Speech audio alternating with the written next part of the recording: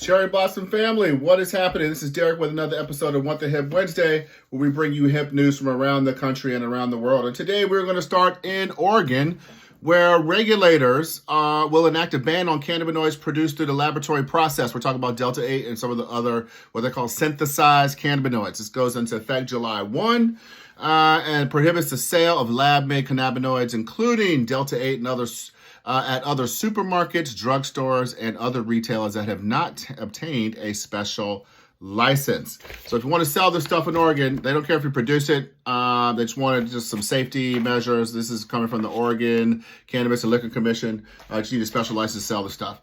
So over in Massachusetts, Massachusetts municipalities have collected more than $53 million in cannabis impact fees, which can be levied at 3% of a company's annual revenue, a cannabis company's annual revenue, without specific details or oversight. So this is, I think, happening over the last couple of years. They've been pulling these fees out. Each jurisdiction, I guess, can charge whatever the heck they, or just they can impose these impact fees, but they don't really have to disclose how they're using the money. This is stirring up a little bit of controversy between the jurisdictions from the state and the cannabis operators. Massachusetts legalization law allows communities to impose a 3% tax on cannabis sales, plus impact fees of up to 3% of annual revenue, as long as the fee is reasonably related to costs imposed by the facility.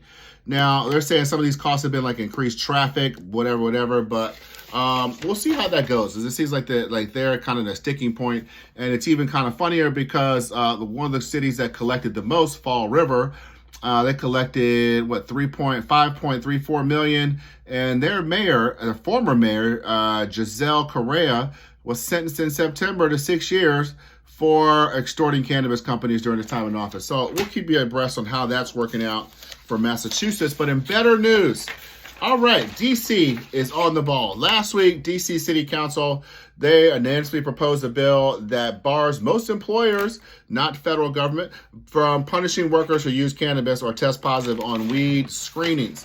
So a lot of this has to go to Trayvon White. He is a Ward 8 council member. Trayvon, you're awesome. He's saying currently our job-seeking residents are exercising their legal rights to use marijuana, but then they're punished by not being able to find employment or getting released from their employment. And we see the disparities, especially amongst Black residents here in the District of Columbia. And he's talking about if marijuana is decriminalized, which it is, it should not be a barrier to employment. Trayvon White.